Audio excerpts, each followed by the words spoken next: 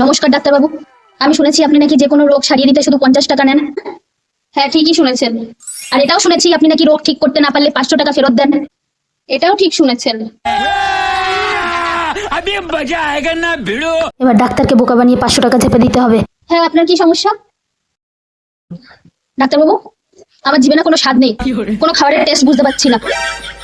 ওকে sister, 420 নম্বর শিশি থেকে ওনাকে এক চিপি খাইয়ে দাও। ওকে ডক্টর।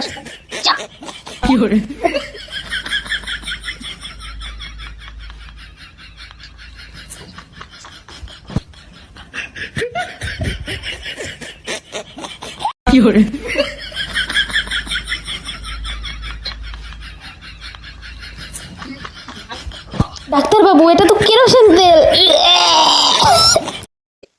এই তো আপনার জীবের স্বাদ ফিরে এসছে, দিন আমার ফিসটা।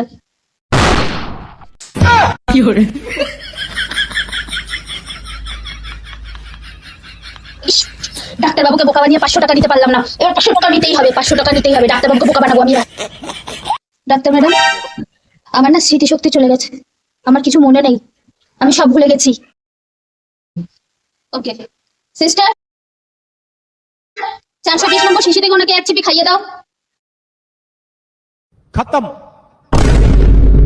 না না, আমি খাবো না, ওই শিশিতে কেরোসিন তেল আছে। এই তো আপনার স্মৃতিশক্তি ফিরে এসেছে, দিন আমার ফিসটা।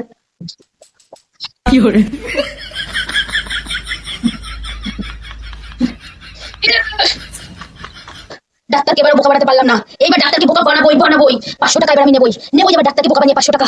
ডাক্তারবাবু, আমি না অন্ধ হয়ে গেছি, আমি কিছু দেখতে পাচ্ছি না। এই রোগের কোনো চিকিৎসা আমার কাছে নেই। ডাক্তারবাবু, এবার তো তাহলে আপনি হেরে গেছেন, তাহলে এবার আমাকে 500 টাকাটা দিন।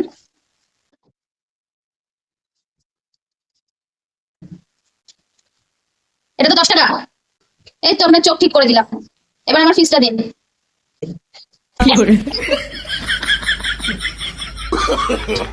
No, no, no, no.